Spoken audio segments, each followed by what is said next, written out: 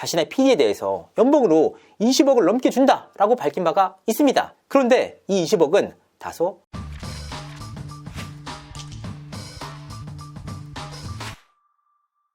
라더견 회장과의 관계에 대해서도 어떤 커넥션이 있었는지 궁금해 하시더라고요. 그렇다면 라더견 회장과 실제로 친분이 있느냐? 인연이 있는 것으로 확인이 됐습니다. 라더견 회장이 결과적으로는 주가 조작 일당 아닙니까? 친분이 있다는 사실만으로도 논란이 될 수 있습니다. 그렇다면 대체 어떤 사이일까? 관계도를 한번 살펴봤습니다. 이 부분은 라더견의 조조 파티를 통해서 확인할 수가 있었습니다. 라더견은 임창정까지 참여를 해서 화제의 중심에 섰던 조조 파티를 무려 소림마라 건대점에서 진행을 했습니다. 아니, 소림마라 건대점과 은현장이 대체 어떤 관계냐? 소림마라의 원종만 대표는 은현장 씨와 개인적으로 친분이 두텁습니다. 이 과정을 통해서 이른바 은현장 유니버스가 탄생하기도 했는데요. 자, 그렇다면 은현장과 라더견은 어떻게 인연이 닿았나? 조금 복잡하긴 하지만 하나하나 체크를 해봤습니다. 라더견 일당은 주가 조작을 위한 투자 유치 당시에 전국에 있는 체육회들을 찾아다녔다고 합니다.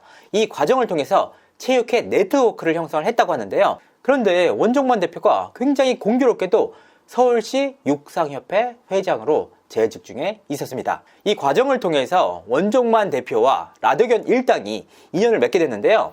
라더견 씨는 당시 원종만 대표에게 두 가지 제안을 하게 됩니다. 라더견은 당시 자신의 어머니가 할 가게들을 알아보고 있었고, 이 과정에서 소림마라라는 프랜차이즈를 원종만 대표가 하고 있다는 사실을 확인하게 됩니다. 실제로 라더견 씨는 자신의 어머니 이름으로 소림마라 건대점을 개업하게 됩니다. 그리고 라더견 씨는 당시 얍오더라는 시스템을 개발 중에 있었다고 합니다. 이 얍오더라는 게 뭐냐? 지금 많은 식당가에서 테이블 위에 올려진 태블릿 PC 같은 주문 시스템이 있지 않습니까? 이 주문 시스템의 경우에는 수수료가 발생을 한다고 합니다. 그런데 얍오더의 경우에는 수수료 없이 QR코드로 진행하는 결제 방식이었다고 합니다. 수수료가 없었기 때문에 원종만 대표도 상당한 관심을 보였다고 하는데요. 그래서 소림마라의 건대점이 얍오더 시범 매장으로 선택이 되게 됩니다. 이 과정에서 얍오더에 관심이 있었던 은현장 씨가 건대 소림마라를 찾았고, 이 과정을 통해서 원종만 대표, 은현장 씨, 라더견 대표 간의 만남이 성사가 됐습니다. 이 자리에서는 얍오더 시스템에 대한 설명이 오고 갔고, 특별히 개인적인 만남이 이루어지지 않았다고 하는데요. 여기서 끝이 아니었습니다. 추가적인 만남이 이루어졌고, 이 과정을 통해서 라더견 일당이 실제로 원종만 대표와 은현장 씨에게 투자 제안을 하게 됩니다. 그런데 원종만 대표와 은현장 씨는 직접적으로 종목을 투자해 주는 게 아니라 대리 투자 방식이라는 것이 마음에 들지 않아 거절을 했다고 하는데요. 두 사람의 주식 투자 거절 이후에 자연스럽게 두 사람을 무시하는 분위기가 형성이 돼서 자연스럽게 멀어졌다는 설명입니다. 그러니까 이 과정을 통해서 결과적으로 소림마라 건대점이 라더견 일당의 자금 세탁 창구로 이용된 것이 아니냐? 실제로 여기서 조조 파티까지 했잖아요. 그렇기 때문에 강한 의혹을 가질 수밖에 없었습니다. 이 부분에 대해서는 정말 의도치 않게 소림마라의 법률 대리를 맡고 있는 변호사님께서 직접 연락을 해주셨습니다. 일단 라더견 씨가 자신의 어머니의 이름으로 소림마라 건대점을 개업한 것은 사실이다. 하지만 문제가 있다는 보도가 나온 직후에 가맹 계약을 해지를 했다. 다만 라더견 씨는 자신의 주식 투자자들에게 적극적으로 소림마라 건대점을 이용하기를 권장을 했다고 합니다. 자신의 어머니가 운영하고 있는 곳이기 때문에 매출 좀 올려달라라는 제안을 했던 것인데요. 이 같은 제안을 받아들인 적지 않은 투자자들이 소림마라 건대점을 찾아서 매출을 올려줬다고 합니다. 그러니까 매출을 올려준 것은 팩트예요. 다만 소림마라의 홀 매장이 통상적으로 8천원에서 1억 원의 월 매출을 올린다고 합니다. 그런데 소림마라 건대점의 경우에는 평균적으로 6천에서 8천만 원에 달하는 월 매출에 그쳤다고 합니다. 그리고 눈에 띄는 카드깡도 없었다는 점 때문에 결과적으로 그 어떠한 법적 처벌도 받지 않았다는 겁니다. 실제로 당시에 라더견 일당이 자금 세탁 창구로 이용했던 가게들이 다 털렸거든요. 다만 소림마라 측은 그 어떠한 법적 처벌도 받지 않았다. 그렇다면 투자 의혹은 어떻게 된 것이냐? 실제로 투자 제안을 받지 않았느냐? 라고 되물었습니다. 그랬더니 이 부분에 대한 설명도 이루어졌는데요. 실제로 라더견 일당이 두 사람에게 주식 투자 제안을 한 건 사실이지만 애초에 두 사람이 라더견 일당이 만족할 만한 재력을 갖추지 못했다는 겁니다. 조조 파티의 경우에도 실제로 수십억에서 수백억까지 이르는 대형 투자자들이 함께 참여를 해서 자리가 만들어진 장이었다. 하지만 원종만 대표나 은현장 대표의 경우에는 라더견 일당이 만족할 만한 자산을 갖추지 못했다. 실제로 현장에서는 라더견 일당이 원종만 대표와 은현장 씨를 무시하는 기류가 강했다는 말도 나왔습니다. 이 내용은 팩트니까 혹시라도 문제가 있다면 조사를 당당히 받으시고 문제가 있다면 법적 처벌을 받으시길 바랍니다. 은현장이 자신의 건물 임대료를 받지 않았다라는 식으로 방송을 했는데 이건 사실일까요? 이 내용에 대해서는 팩트체크를 위해서 제가 직접 은현장 씨가 건물주로 등기되어 있는 건물에 다녀왔습니다. 직접 한번 보시죠. 여기 건물 월세에 대해서 임대료를 안 받는다는 얘기가 나왔었어요. 실제로 그런지 좀 궁금해가지고.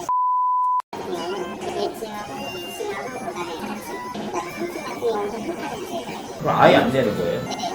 월세를 안 받고 있다는 얘기를 실제로 이제 본인이 방송에 하셨나 봐요. 월세를 안 내시는 게 맞는지 해가지고.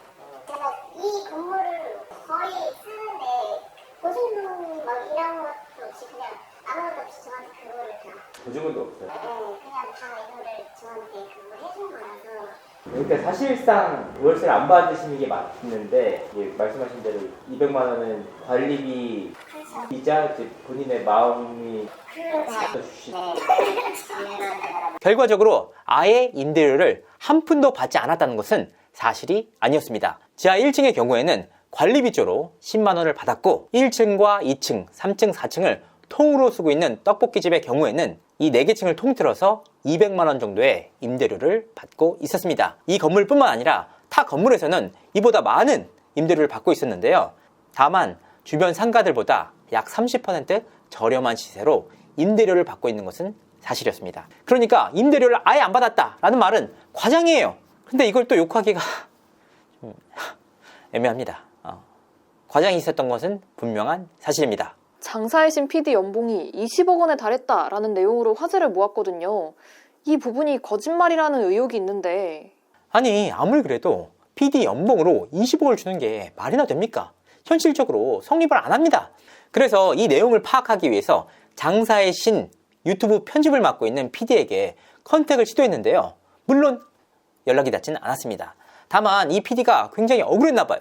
제3자를 통해서 홈택스 내역을 보내왔습니다. 일단 확인 결과 장사의 신 PD는 기업이 아니라 1인 크리에이터로 확인이 됐습니다. 실제로 장사의 신 촬영이 있는 날에는 은현장 씨와 장사의 신 PD 2명만이 가게를 찾아서 촬영을 진행을 한다고 합니다. 장사의 신 PD가 보내온 이 홈택스 자료를 통해서 확인을 한 결과 이 PD가 상당한 비용을 받고 편집을 해준다는 사실을 확인할 수가 있었습니다.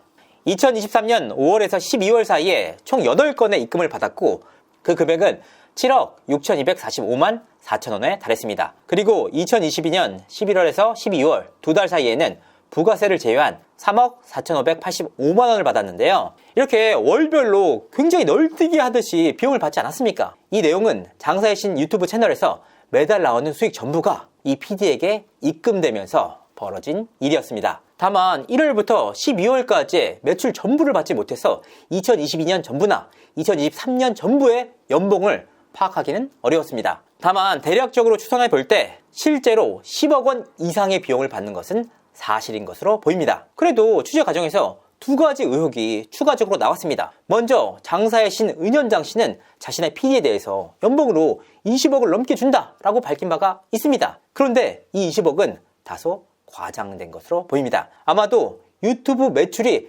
가장 많이 나온 연도에 20억을 받은 바가 있어도 매년 20억 이상을 받는 것은 사실이 아니다. 두 번째는 연봉이란 표현입니다. 은현장 씨와 이 유튜브 PD 간에는 연봉, 즉 월급 지급이 아닌 세금 계산서 발행이 진행이 됐습니다. 그러니까 개인 간의 연봉 지급이 아니라 기업과 기업 간의 매출 발생이 이루어졌다. 그러니까 이 부분을 연봉이라고 말하는 것 자체가 어폐가 있었습니다. 1인 크리에이티브 회사의 편집 매출이라고 보는 것이 보다 정확한 표현입니다. 많이 받긴 합니다. 하지만 20억은 아니다. 은현장이 댓글을 삭제했다라는 의혹이 있거든요. 은현장 씨의 유튜브 댓글에는 이와 같은 글이 올라오기도 했습니다. 댓글 삭제된 의정부 사장님 피셜. 영상에서는 60만원 결제하는 척하고 다시 환불을 해서 25만원 결제. 은현장 촬영팀이 먹은 서비스만 160만원이다. 이 말이 사실이라면 시청자들을 기만하는 게 아니냐. 너무나도 좋은 소스였습니다. 이 내용이 사실이라면 은현장 씨는 명확하게 팬들과 시청자들을 기만한 게 맞습니다. 그래서 은현장 씨가 촬영을 진행했던 의정부 가게들을 샅샅이 뒤졌습니다. 이 과정을 통해서 2곳의 가게가 특정이 됐습니다. 사실 은현장 씨는 2차례에 걸쳐 의정부에서 촬영을 진행했는데요. 한 차례는 장사의 신 유튜브 채널을 통해서, 또 한 차례는 서민가부 방송 촬영을 통해서 이루어졌습니다. 이와 같은 좋은 소스를 제가 놓칠 리가 없습니다. 그래서 의정부 현장을 직접 찾아서 사장님들께 이야기를 한번 들어봤습니다. 직접 한번 들어보시죠. 제가 확인해보니까 장사의 신에서 의정부 온 곳은 여기밖에 이 지점밖에 없더라고요. 저는 제작진이랑 같이 가보는 제작진이 몇 명이나 가서 두 명이 왔어요? 두 명이 왔어요? 네. 그런 적은 없어요. 그냥 한 번도 단 한 번이고 60만 원 긁어주고 그런 적은 없어요. 지금 은현장 씨 논란 때문에 저도 그거를 봤는데 팩트 체크만 해드린다면 일단은 제가 뭐 댓글을 쓴 적도 없고 삭제당한 적도 없고 결제한 금액을 취소했다라고 하는 것도 그것도 사실이 아니에요. 그냥 원래 그냥 결제한 금액 그냥 그대로 된 거고 예. 취소하고 뭐 다시 했다 뭐 이런 거는 그런 적은 없어요. 네. 아, 그럼 촬영 타임이 먹은 서비스만 160만 원 이 내용도 사실이 아닌 거예요. 그렇죠. 말이 안 되죠. 160만 원을 서비스로 먹고 갔다라는 것도 자체가 말이 안 되는 거고. 이제 딱 하나 남은 은현장 씨의 마지막 숙제, 홈택스 공개가 남았습니다. 이 부분이 굉장히 개인적인 부분이어서 은현장 씨에게 자료 확보가 가능할지 솔직히 자신이 없습니다. 아마도 공개를 한다면 본인 채널을 통해서 공개하지 않을까 싶습니다.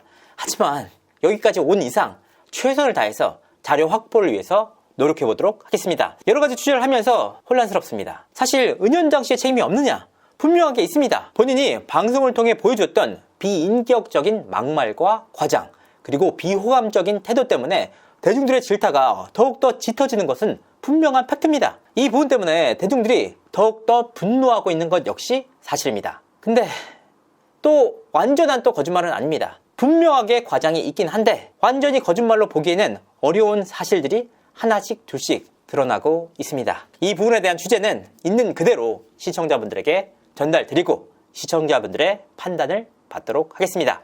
이상으로 이진호였습니다. 감사합니다.